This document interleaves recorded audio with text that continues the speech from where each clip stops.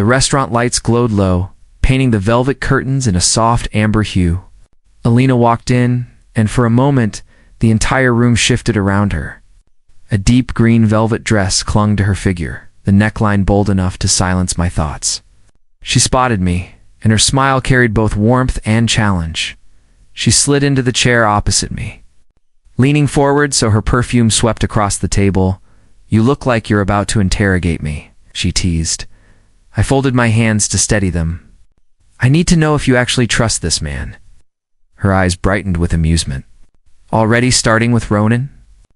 I thought we were here to catch up, not to dissect my love life." "Your love life involves him, and that makes it dangerous," I said, my voice sharper than I intended. She tilted her head, her earrings catching the light. "Dangerous? He brings me flowers, Marcus. He takes me places I've only dreamed of.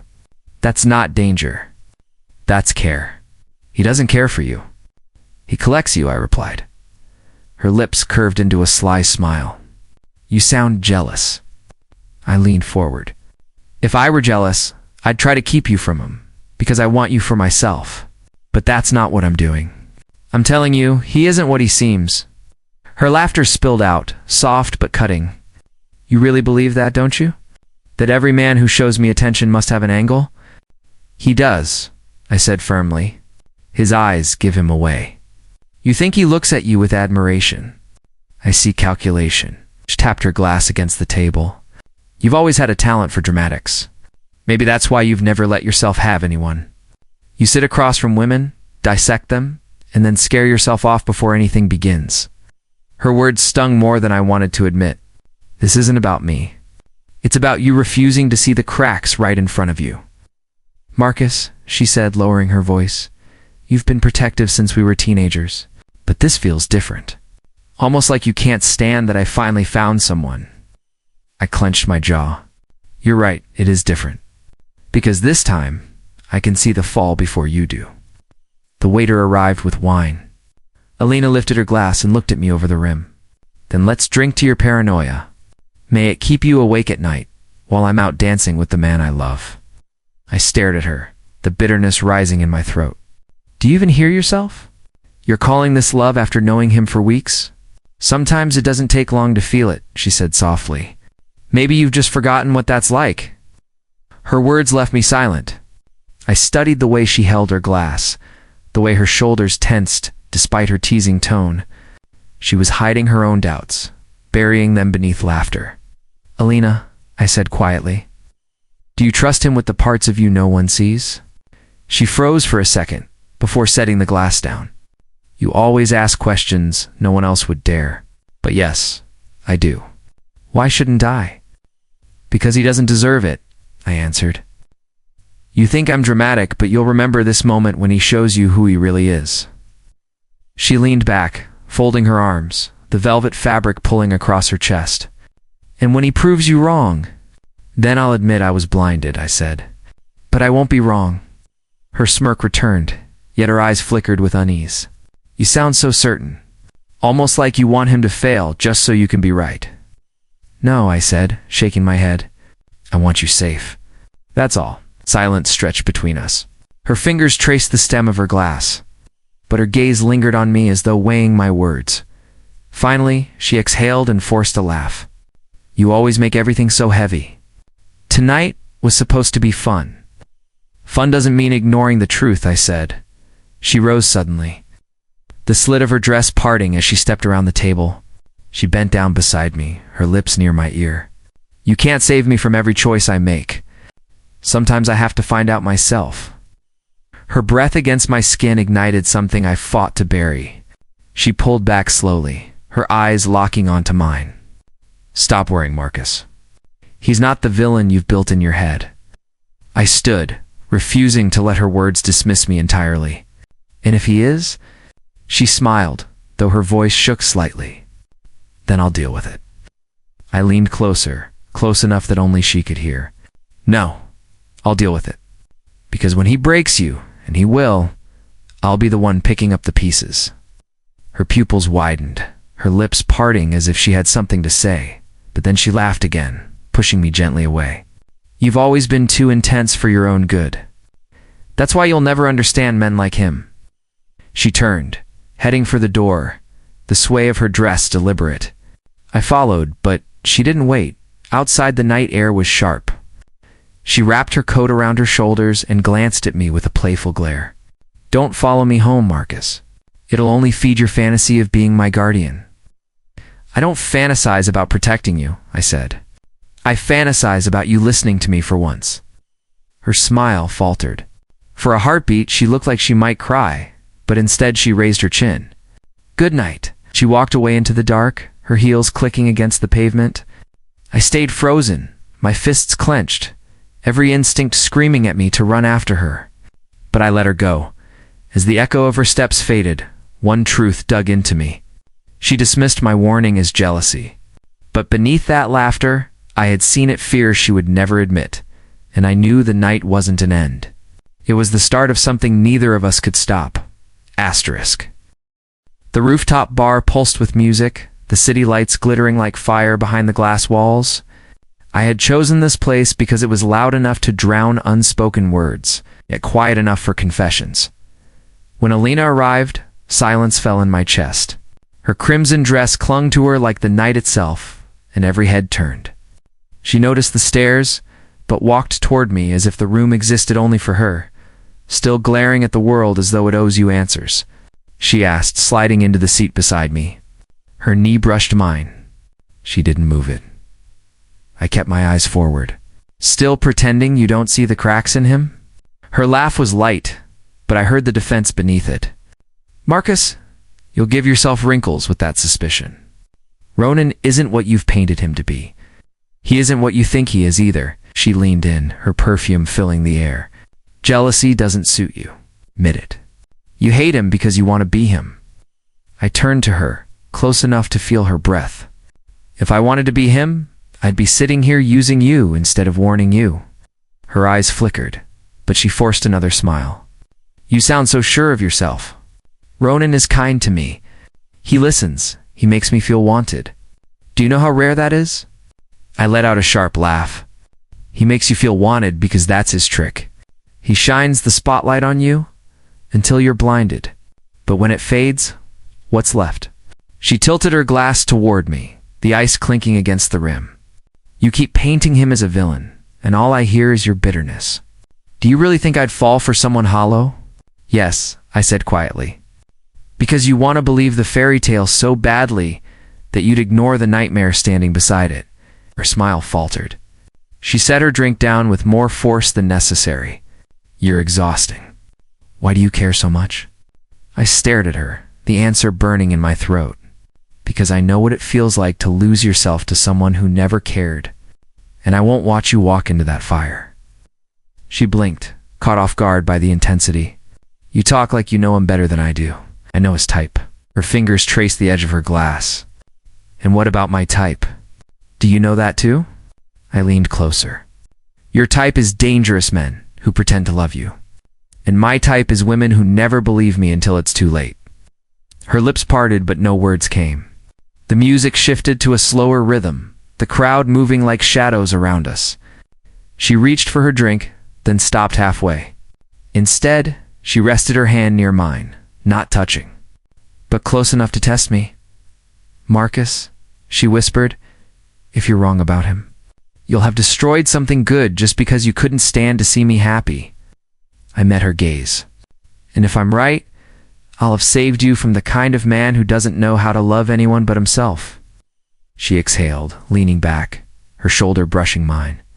"You think you're my savior? Maybe that's why you've never been more than a friend. You keep warning, but you never risk anything real." The words cut deep, but I didn't flinch. "I risk it every time I sit here and watch you run toward someone who will ruin you." The silence between us thickened. She looked away, scanning the bar as though Ronan might appear at any moment. But he didn't. Her fingers drummed against the table. Restless. "He's late," she said finally. "Of course he is," she glared at me. "Not everything is proof of his flaws. Everything is proof if you're willing to look." Her glare softened, turning into something heavier. "Why do I always end up here listening to you argue with me when I should be with him?"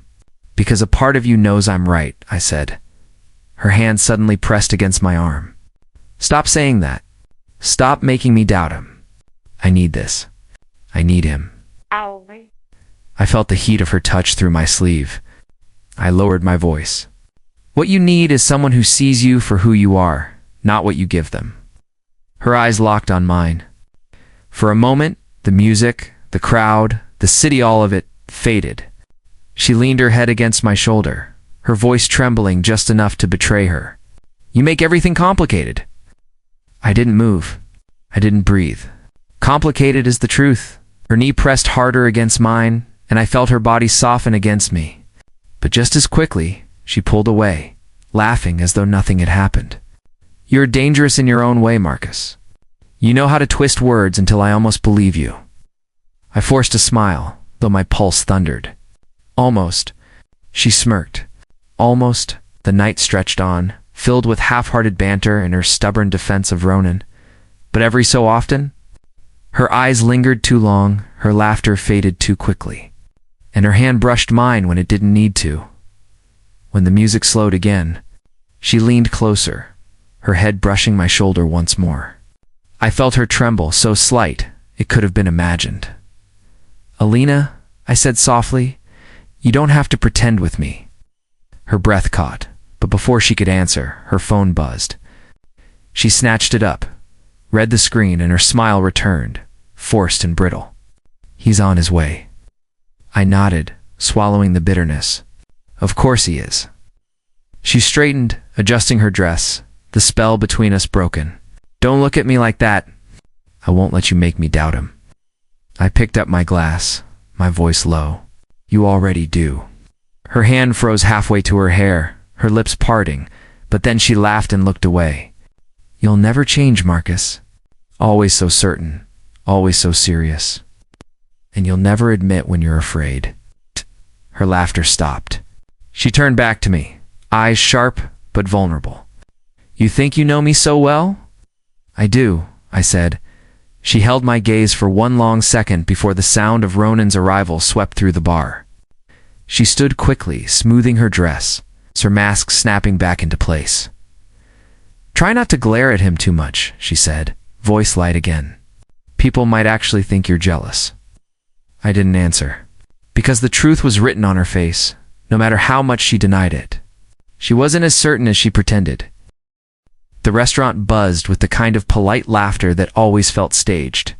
I sat at the table Alina had chosen, my glass untouched, waiting. Then I saw him. Ronan walked in with Alina on his arm, his hand gripping her waist like he owned her. He wore a smile that belonged to magazine covers, but his eyes carried none of it. They were cold, sharp, watching everything, measuring everyone. Marcus, Alina said brightly as she reached me. You're finally meeting. Ronan extended his hand, the grip firm, too long. So this is the famous Marcus. Alina talks about you often. Good things, I hope, I replied, forcing calm. Of course, he said smoothly, though from what I hear, you're the suspicious type. Always protective. Alina laughed, brushing it off. He likes to act like a detective. Don't take it personally, I held his gaze. I take nothing personally. We sat Alina in the middle. Ronan kept his arm along the back of her chair, his fingers brushing her shoulder as if to remind me of his claim. Wine was poured. He raised his glass. To new friendships. I lifted mine but didn't drink. Some friendships are earned, not toasted. Alina nudged me. Don't start. Ronan chuckled. No, let him. I enjoy honesty. It's rare these days. He leaned forward. So Marcus, are you always this protective of your friends? Or is Alina a special case? Alina laughed again, though her voice wavered. He's teasing you. I'm asking a fair question, Ronan said. Most men don't spend this much time warning women about danger unless there's another reason. I set my glass down. And most men don't feel the need to defend themselves before anyone has accused them. His smile widened, but his eyes hardened. Clever, I see why she likes you. Alina looked between us, her laugh tighter now. Can we not turn this into a sparring match? Please? Ronan leaned back, appearing relaxed, but his grip on her waist tightened. Of course, darling. I'll behave. Dinner was served, the plates delicate, the flavors wasted on the tension between us. Ronan spoke of business, his words polished, rehearsed. Every story ended with him winning, every joke at someone else's expense. He turned to me. What about you, Marcus? Still keeping your life quiet and predictable? I like predictable. It keeps me away from trouble. Trouble makes life worth living, he replied smoothly. Wouldn't you agree, Alina? She smiled, uncertain. Sometimes, I watched her. Not when trouble looks charming at first and dangerous later. Alina shifted uncomfortably. Can we talk about something else? Ronan placed his hand over hers. He worries for you. It's touching, really. Though a bit obsessive, I kept my tone even. Obsession and concern are not the same. The smile never broke. Maybe not, but sometimes they look identical. The words hit heavier than the wine. Alina laughed again, but it was hollow now, her eyes darting between us. Ronan excused himself suddenly, phone buzzing in his pocket. He kissed Alina's cheek before leaving, his hand lingering too long on her neck. The moment he walked out, Alina sighed. Can you at least try not to hate him? I leaned forward. I don't hate him. She frowned. You act like you do. I fear him, I said. I fear what he'll do to you when the mask slips. Her eyes searched mine. You really believe that? Yes. She shook her head, laughing nervously. You sound insane. He's good to me, Marcus. He makes me feel alive, because you're blinded by the attention. That's what he's good at. He shines the light on you so you forget the shadows behind it. Her hand tightened on her glass. Why can't you just support me? Why can't you be happy that I've found someone? I lowered my voice. Because I know you, Alina. I can see the doubt in your eyes even when you smile. You feel it too, don't you? Her lips parted, then closed again. She looked down at the table, fingers trembling slightly. When Ronan returned, she straightened quickly, plastering on a smile. Everything all right? She asked him. Of course, he said, sliding back into his seat. Just business.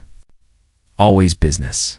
He poured himself more wine, his smile aimed at her. But his eyes flicked to me like a warning. I sat back, silent. But inside I knew. She had heard me. For the first time, she wasn't laughing away the warning. Alina opened the door with a smile that looked casual but wasn't.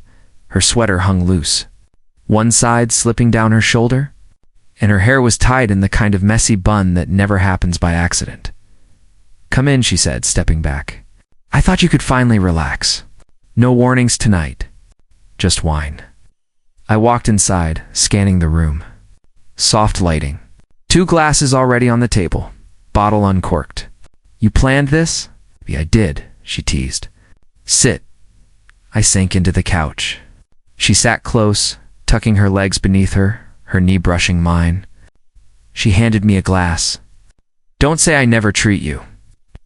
I raised it. What's the occasion? Not everything needs an occasion. She took a slow sip, watching me over the rim. You're tense. Maybe because I know what I know. There it is, she said, smiling faintly. Detective Marcus again. Always warning me. I set the glass down. You mistake care for jealousy. Her eyebrow arched. So you admit you're jealous? No. I admit I care. That sounds the same to me. She leaned closer, her shoulder brushing mine. Why does it bother you so much who I choose to be with? Because I see through him. Because I know the kind of man he is. And what kind of man is he? She asked softly. The kind who doesn't let go once he gets a hold. The kind who smiles while he cuts you down. She studied me, lips parting slightly. You're so certain. But maybe the real problem is that you want me for yourself. I froze, her words striking deeper than she knew. That's not what this is. Then why do you look at me like that? She whispered. I held her gaze, fighting the pull between us. You're imagining it. Am I? Her hand brushed mine as she reached for the wine bottle, her touch lingering too long to be accidental. The air tightened. Her laugh was low, nervous. You won't even admit it. That's why it feels dangerous when we're alone, Lena, I said, voice lower than I intended. Don't test me. 8. She smiled, leaning back slightly, but her eyes gave her away. She felt it too. Before I could respond, the door handle clicked. Ronan's voice cut through the room before he even stepped inside. "Darling, I thought you said you were spending the evening alone." Alina stiffened. The door shut, and Ronan walked in, his gaze sweeping the room. Then the two glasses on the table, then the small space between us on the couch. "Marcus," he said smoothly. "What a surprise." I didn't move. "You weren't expected," smirked. "Neither were you." Alina stood quickly. "It's not what it looks like. We were just talking." Ronan's eyes lingered on the wine, then on her sweater slipping off her shoulder. "Talking, interesting." I rose to my feet. "You make it sound like something else, should I?" His voice was calm, but his jaw tightened. I walk into my girlfriend's apartment to find another man sitting close, drinking wine, sharing laughs. "Forgive me if my imagination runs." Lena stepped closer to him. "Don't twist it. Marcus is a friend." "Friends don't look guilty when I walk in," he said, his eyes never leaving her face. Her cheeks flushed. "I'm not guilty. Then why do you look it?" The silence that followed was louder than his accusation. She looked away, and I saw the first crack in her certainty. I grabbed my jacket. "I should go." Ronan smiled faintly. "Yes, you should." Alina reached for my arm. "Marcus," I stopped her with a glance. "It's fine." Her hand dropped, but her eyes stayed on me, filled with something she couldn't name. Regret, fear, maybe both. As I walked past Ronan, he leaned in just enough for me to hear. "You're crossing lines you don't want to cross." I met his stare. "Maybe you're afraid I already have." His smile thinned, and for the first time, I saw the mask slip. I left the apartment, but her silence echoed after me. She hadn't denied the accusation. Not to him. Not to me. Alina sat across from me at the cafe, her fingers circling the rim of her cup. She wasn't dressed to impress, not tonight. Oversized coat, hair pulled back, no makeup. It made her look raw, almost vulnerable. "Marcus," she said, not meeting my eyes, "I feel torn." I leaned forward. "Tell me why." She hesitated, then sighed. "Ronan's been disappearing. He says it's work. Late meetings, last-minute calls. He doesn't always answer when I try to reach him." "It doesn't surprise me," I said flatly. Her eyes shot up sharp. "You sound almost glad." "I'm not glad. I'm just not shocked." She clenched her jaw. "You've been waiting for this? You want me to doubt him? I want you to see what's already in front of you?" She shook her head, leaning back. "And why do you care so much? Why is it your business if I get hurt?" The words stung more than I wanted to admit. I took a slow breath, choosing silence instead of the truth. She studied me. "You can't even answer. That says everything." "Alina," I said carefully. "It says nothing except that I know when not to push." Her lips tightened, but she didn't argue. She only whispered, "Maybe I don't want to know the truth." I reached for her hand across the table, but she pulled away, wrapping her arms around herself. That night, I couldn't shake her question. "Why do you care so much?" The answer lived in my chest like fire, but saying it aloud would burn everything between us.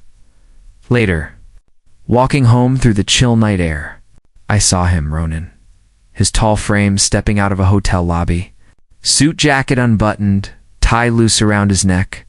A woman clung to his arm, laughing as if they shared a private joke. He didn't shake her off. He leaned into her. I froze in the shadows, my pulse hammering. He kissed her cheek, too close to her lips. Then they slipped into a waiting car. My phone was in my hand before I even thought about it. One photo, then another. Proof. I stared at the images, anger tightening my grip until my knuckles whitened. It wasn't jealousy. It wasn't paranoia. It was truth. The next day, I stood in Elena's apartment, the air heavy between us. She paced, restless, like she already sensed something was coming. "You said you needed to talk," she said. "So, talk." I pulled out my phone and held it up. "I saw him last night." Her eyes narrowed. "Where?" "Hotel. Not with you." "With her?" I swiped, showing her the photos. She stepped forward, staring at the screen. For a moment her lips parted, but no sound came. Her hand trembled as she reached for the phone, then she snatched it from me. "You followed him?" "No, I happened to see him." She laughed, but it wasn't real. It was bitter, jagged. "You'll do anything to prove yourself right, won't you?" My chest tightened. "You think I faked this?" "I think you wanted it. You wanted him to fail so you could be the one to save me." "Lena, look at the picture. That isn't staged." She shook her head, clutching the phone like it might burn her. "Maybe it's nothing. Maybe it's work. Maybe she's just a colleague." He kissed her. "It doesn't mean anything," she snapped, but her voice cracked on the last word. I stepped closer. "You don't believe that?" "Not really." Her breathing quickened, but she wouldn't meet my eyes. "You don't understand, Marcus? If I believe you, then I have to admit I've been a fool. That I chose wrong. Better a fool now than broken later." Tears shone in her eyes, though she blinked them away. "Why do you keep fighting for me? Why do you refuse to let me make my own mistakes?" "Because I can't stand watching him destroy you." Her lips parted like she might ask again. Might force me to confess everything, but instead she whispered, "I can't do this right now." She handed me back the phone. Her fingers shaking, I closed it slowly, pocketing the truth she wasn't ready to face. "I'm not your enemy, Elena." Her voice was small. "Then stop acting like one." I wanted to stay. I wanted to hold her until she admitted what she already knew. But she turned away, pressing her palms to the counter. Shoulders trembling, so I left, but her bitter laugh followed me down the hall. Carving into me deeper than any blade? Asterisk, the dinner party was already loud when I arrived. Glasses clinked, laughter bounced off the walls, and the scent of expensive wine hung in the air. Elena spotted me first, her smile quick but faint. She wore a sleek black dress, simple but devastating. "Marcus," she said, touching my arm lightly. "You came." I said I would. Before I could say more, Ronan appeared beside her with a drink in his hand, his smile wide, but his eyes sharp. "Look, who decided to join us." "Marcus Hale, the ever-watchful friend." "Evening," I said, keeping my tone level. He clapped me on the shoulder, harder than necessary. "Relax, man. We're celebrating. No need to look like someone stole your last coin." Lena gave a quick laugh, though her gaze flicked toward me apologetically as the night went on. Ronan's glass never stayed full for long. His laughter grew louder, his compliments edged with cruelty. "You know," he said at one point, arm draped over Elena's chair, "this one used to think she was too good for me. Can you believe that?" Elena forced a smile. "Ronan, I mean, look at her," he continued, voice rising. "Always chasing dreams, acting like she's different.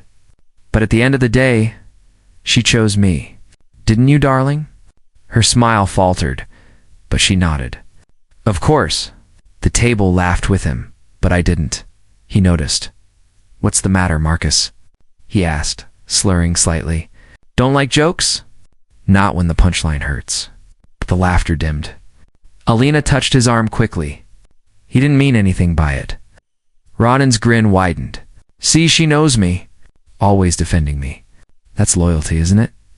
I stared at him. Or fear. For the first time, silence wrapped around the table. His grin froze before he let out a forced laugh.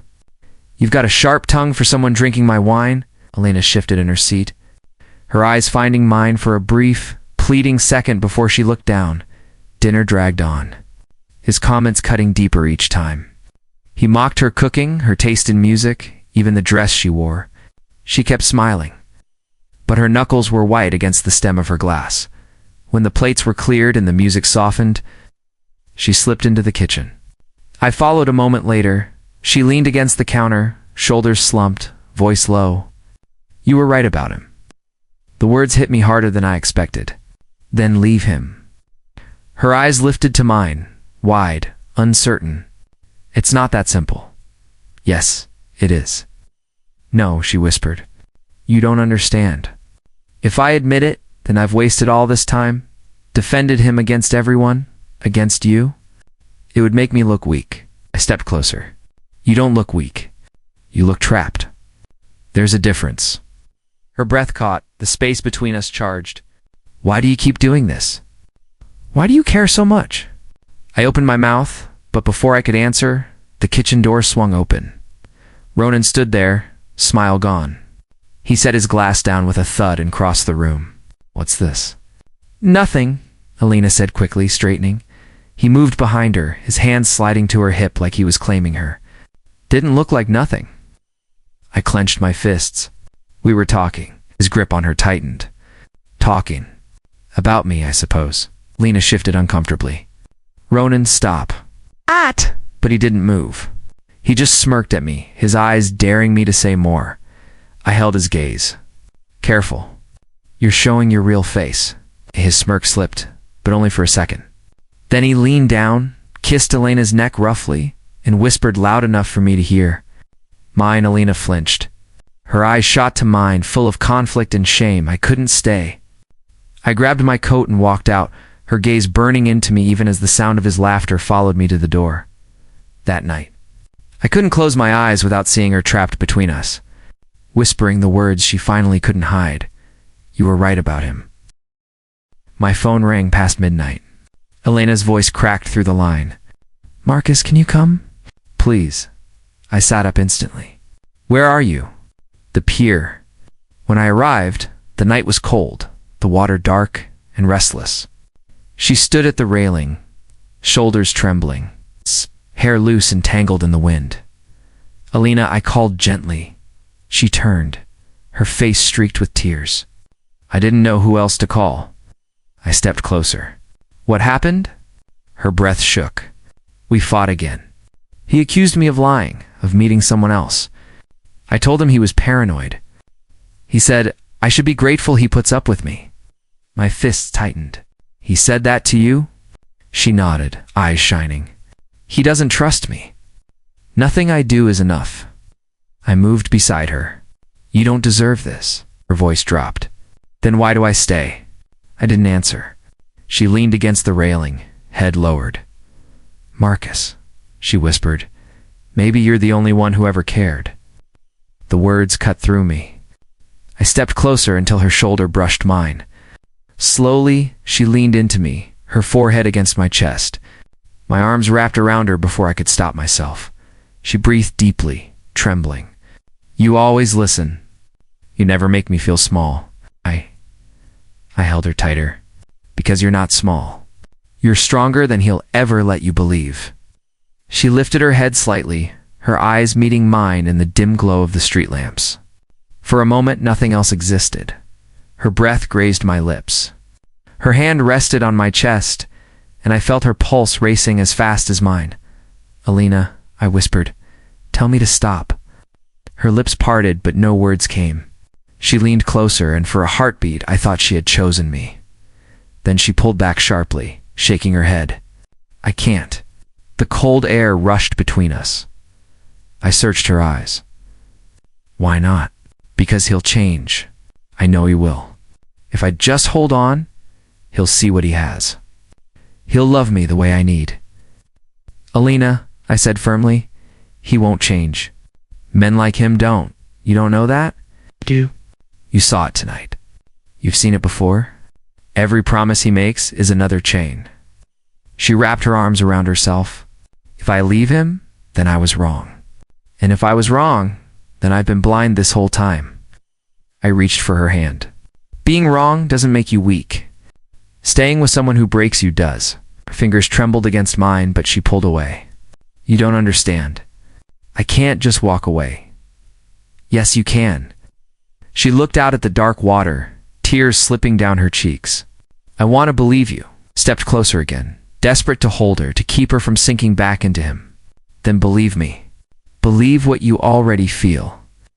She turned to me, her face inches from mine, guilt written in every line. "If I believe you, Marcus, then I lose everything I thought was real. Or you finally find what's real." Her lips trembled. For a second I thought she might let herself fall into me again. But then she shook her head, stepping back. "I can't do this. Not tonight." I swallowed hard, the fire in my chest threatening to consume me. "Then I'll wait. But I won't stop telling you the truth." Her eyes filled again, and she whispered, "That's what scares me." Tsk. She turned, walking quickly down the pier, leaving me standing in the cold night. With her scent still clinging to me, and the ghost of a kiss that almost happened burning on my lips. Asterisk, the phone buzzed just after midnight. Elena's voice was barely steady. "Marcus, I need you. Please come now." I didn't hesitate. 10 minutes later, I was at her door. She opened it with shaking hands, her eyes swollen from crying. Papers were clutched to her chest. "What happened?" I asked. She held them out. "Look at this. Bank statements, credit slips, all in his name but tied to my account. He's been draining me, Marcus. Every withdrawal, every lie." I scanned the pages, each number a knife. "How long?" "I don't know, months? Maybe longer." Her voice cracked. "He said he was working late, that the money was for investments." I believed him. My jaw tightened. "This isn't investment. It's gambling." She pressed her hands to her face. "I feel sick." I trusted him. I defended him against everyone, even you. I set the papers down. "You didn't deserve this." Her eyes darted to mine, desperate. "Do you think he can change? If he's sorry, if he tries?" "Alina, no. Forgiveness for him means betrayal of yourself." Her lips trembled. "But if I don't forgive him, then what was all of this for?" Every fight I defended him. Every time I swore he loved me. Was it all a lie? Yes. My voice was sharp. "It was a lie, Alina. You know it now." She paced the room, her arms wrapped tightly around herself. "I can't breathe. I can't think. And let me be clear for you. He is destroying you. The longer you stay, the more he takes." The door burst open before she could answer. Ronan staggered in, his shirt half undone, sweat on his brow, eyes wild. "Alina," he gasped. "Please, listen to me." Her body stiffened. "Where have you been?" He held out his hands. "I made mistakes, I admit it. But I can fix this. I'll pay it back, every penny. I was desperate. I thought I could win us more. Build something bigger. I swear it was all for you." Her voice shook. "For me, you stole from me. You lied to me. You humiliated me." He stepped closer.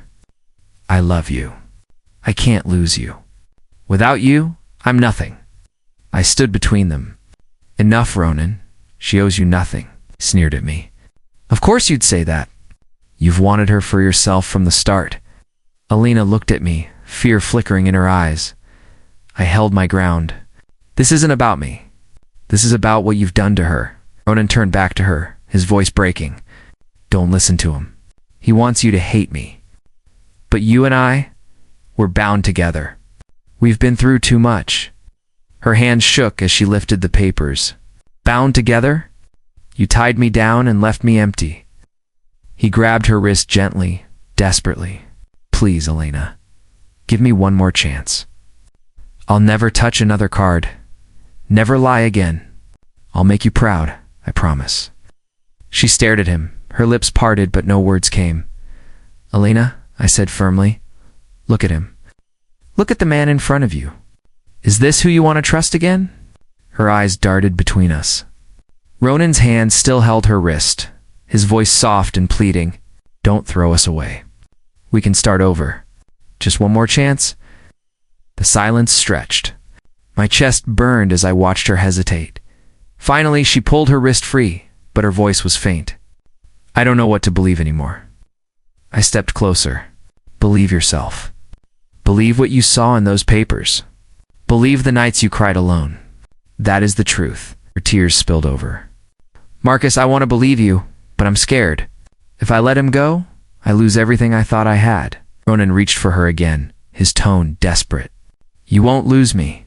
I'll prove myself. Please, Alina."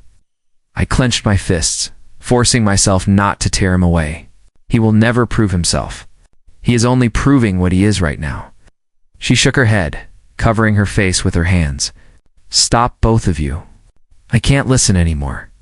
I swallowed the fire in my chest. "Then listen to your heart. You already know the answer." But she didn't answer. She turned away, standing in the middle of the room as Ronan whispered promises and I stood silent. Unwavering, knowing she was slipping back into the very trap that would break her again. The pounding on my door came just after midnight. I opened it to find Alina standing there, mascara streaked, eyes red, lips trembling. "Marcus," she whispered, and then her body gave out against me. I caught her, holding her tightly. "What happened?" She clung to my shirt as if I were the only thing keeping her standing. "He left me. Again. We argued, and he just walked out. No call, no message, nothing. 2 days, Marcus. 2 days of silence. I thought he was dead. I thought it was my fault." I closed the door behind us, guiding her inside. "You don't deserve this." She shook her head violently. "Don't say that. I let it happen. I let him walk all over me. I kept pretending it was love when it was control." I looked into her broken eyes. "You finally see it," her voice cracked. "I should have listened to you. From the very start." "You were right about him." Her confession twisted inside me, half victory, half agony. "I didn't want to be right. I wanted you safe." She pressed her face into my chest. Her tears soaked through my shirt, warm and heavy. "I don't even know who I am anymore. I feel like everything he touched turned me into nothing." I held her tighter. "You're not nothing. You're standing here. That means you're stronger than you think." She pulled back slightly, searching my face as if testing whether she could believe me. "How can you still care after everything?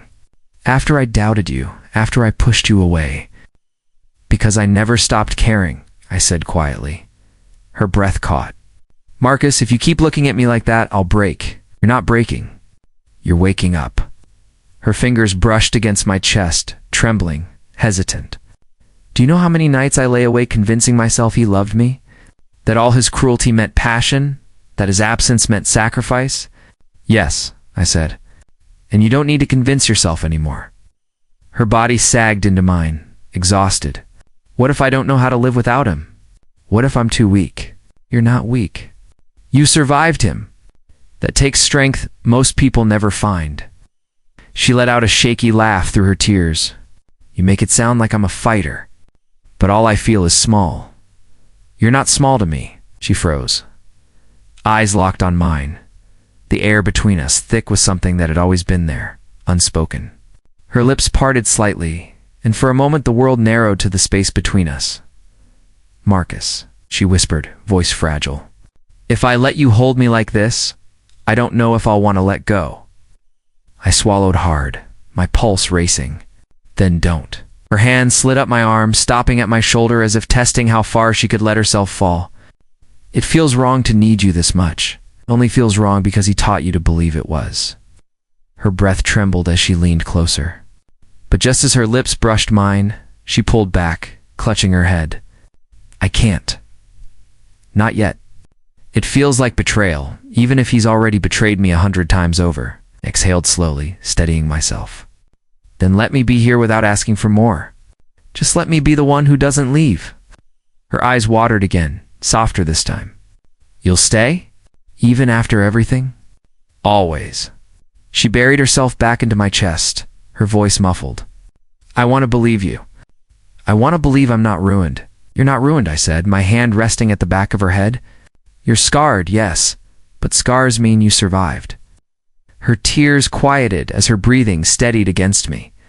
Minutes passed, her body melting into mine as if she finally allowed herself to rest. When she finally spoke, her voice was small, almost childlike. "Marcus, promise me one thing. Anything. If I fall apart again, don't let me crawl back to him. Even if I beg you." My grip tightened.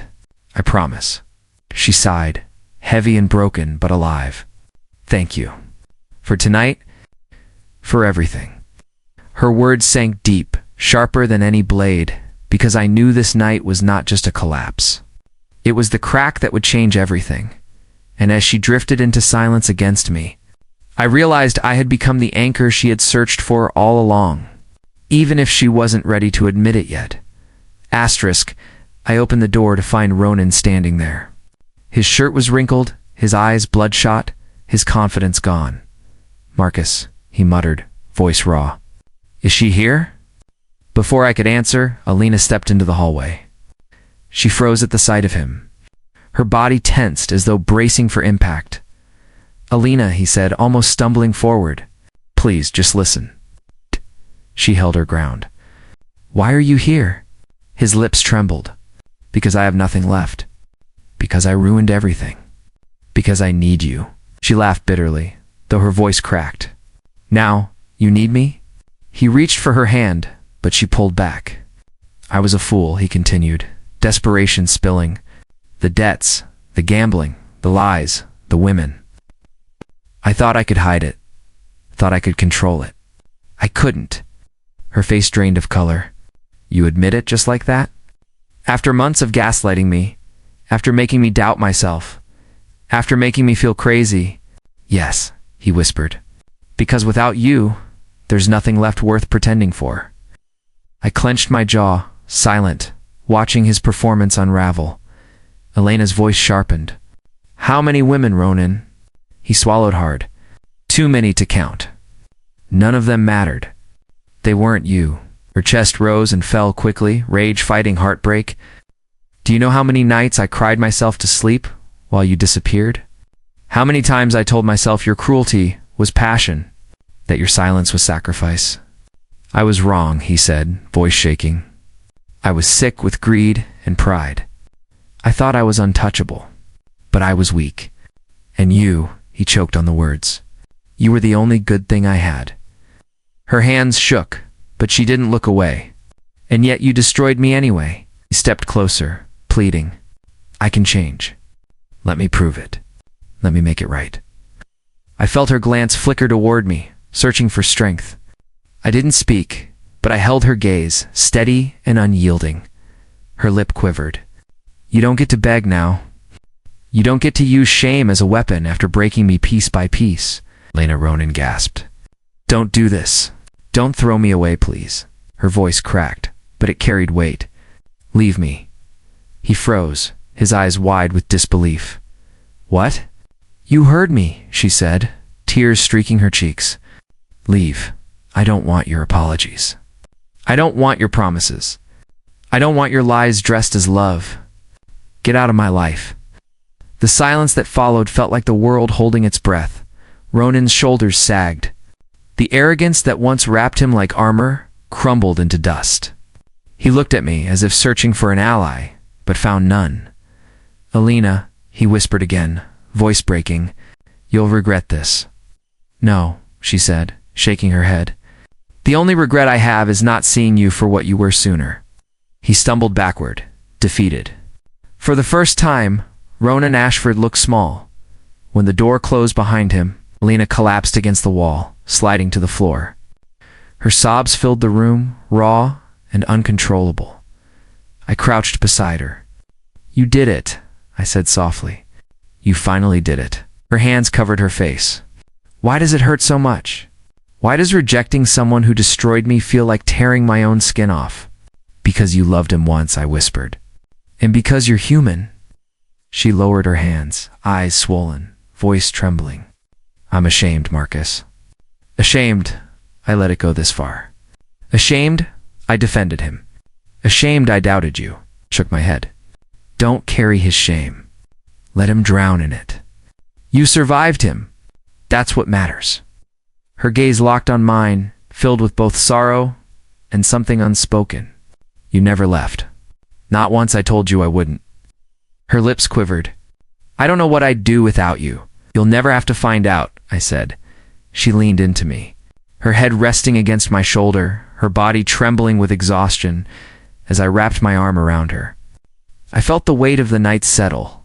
Ronan's empire of charm and deceit had finally collapsed, leaving only the wreckage of his shame.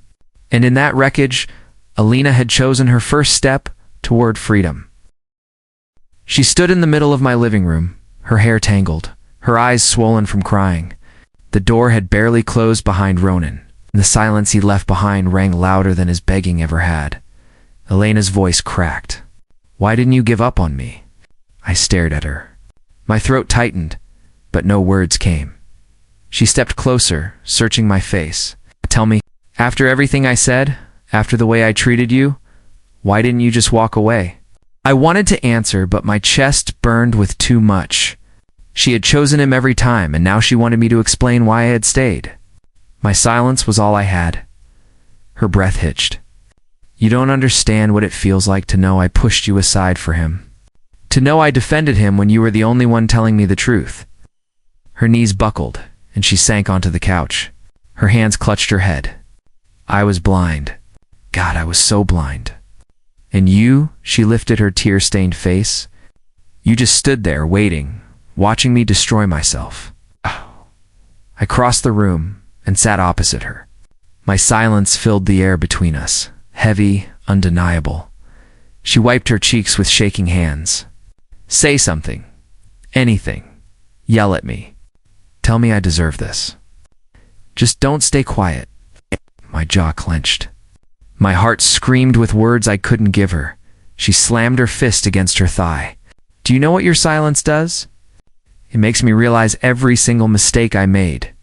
Every time I chose him over you. Every night I told myself you were jealous or cruel when all you were doing was trying to protect me. Her voice broke again. I called you weak. I called you bitter. But it was me. I was weak. I was desperate to believe in a man who was never worthy of me. The rawness in her tone pulled me closer. I leaned forward, my elbows on my knees, but still I said nothing. Her lips trembled. When you stayed quiet, when you didn't argue anymore, I thought I had one. I thought I proved you wrong. But your silence wasn't surrender. It was truth, wasn't it? My chest ached as I nodded slowly. She covered her mouth with her hand and shook her head. I betrayed myself. That's what hurts the most. Not him, not the lies, not the women. It's that I let myself ignore what was right in front of me. Tears spilled freely now, and she pressed her face into her palms. I reached out, resting a hand on her wrist. She flinched, then let me hold her. Her voice came muffled through her fingers. I was so afraid of being alone that I chose shame instead of strength. And now, when I look at you, I see the person I should have trusted all along. I closed my eyes, fighting the storm inside me. Still, I stayed quiet. She pulled her hands away and looked at me again. Why are you not saying anything? I breathed slowly, steadying myself. My silence had power now, more than any words could carry. She searched my face, her tears slowing. I get it. You don't need to speak, because I already know. Every word you ever wanted to say, every warning, every ply ignored them. And now, all I hear in your silence is the truth I refuse to face. Her body shook as she whispered, I hate what I let him do to me. I hate that I became a stranger to myself. And I hate that I made you watch it happen. I squeezed her wrist gently, anchoring her as she broke apart. Her eyes softened through the blur of tears. You never gave up on me. That's why I'm still standing here. Because you never let go, even when I didn't deserve it. I held her gaze, letting her see what I couldn't say. My silence was no longer emptiness. It was everything she needed to understand. Her breath steadied, though her lips trembled. Your silence is louder than his begging ever was. Louder than his lies. Louder than all the noise I let myself believe. The storm in her broke, and she fell into me. Her head pressed against my chest, her arms wrapping tightly around me. Her tears soaked my shirt as I held her, my silence wrapping around her like a shield. She whispered against me, almost to herself. This silence is what I was running from, because it forces me to see who I really am. And now I can't escape it. I stroked her hair gently, keeping her close. Her voice cracked one last time. I don't want to run anymore. In that moment, I knew she had finally reached the breaking point she had feared. Not because of Ronan, not because of me, but because of herself. My silence told her everything. Asterisk, she stood in front of me. Her body trembling, her hands gripping each other so tightly her knuckles turned white. The storm outside rattled the windows, but the storm inside the room was louder. Her voice cracked. I can't keep lying to myself anymore. I loved him because I wanted to believe in him, but I wanted you because I needed the truth. And I was too blind to see it. I stayed still, leaning against the edge of the table, watching her unravel. She stepped closer, desperation in her eyes. I should have chosen you. I should have listened. I should have trusted you instead of calling you bitter and weak. Her words pierced through me, but I kept my voice steady. You didn't want the truth. You wanted a dream, no matter how false it was. Her lips trembled. And that dream destroyed me. Do you understand? It broke me down until nothing was left but shame. I clenched my fists, fighting the pull she still had on me. And now you want me to fix what he ruined? Her breath caught, her eyes glassy. No, I don't want you to fix me. I want you to forgive me. I want you to love me the way you always did, even when I didn't deserve it. I shook my head slowly. You think love is something you can run back to when your world collapses.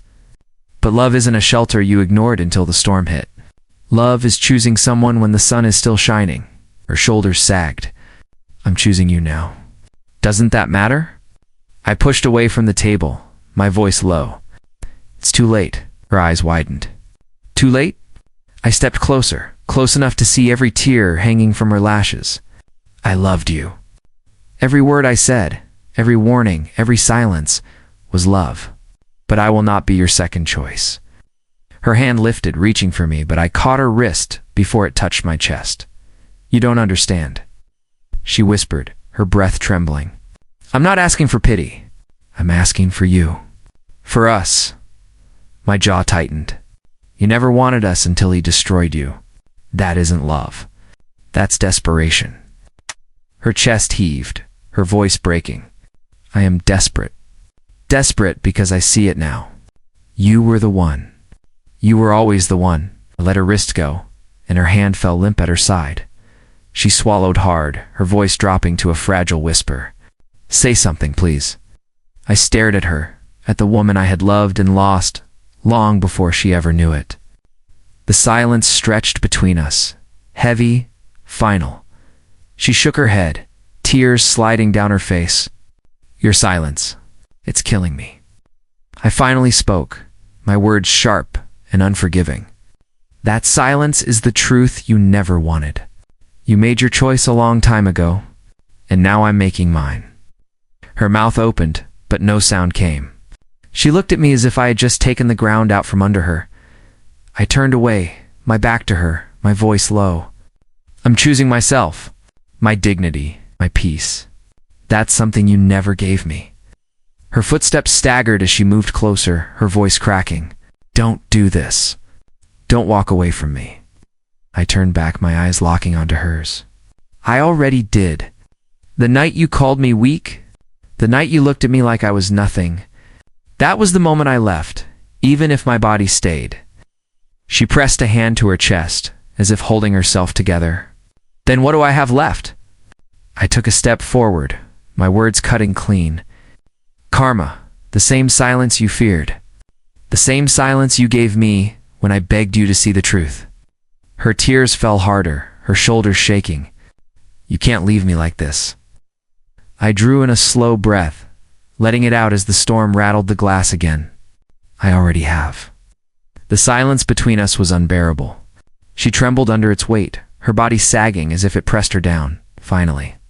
She whispered, I never thought I'd beg for you. And now I'm begging. I reached the door, my hand on the knob. I looked back once, my voice steady, final. I loved you.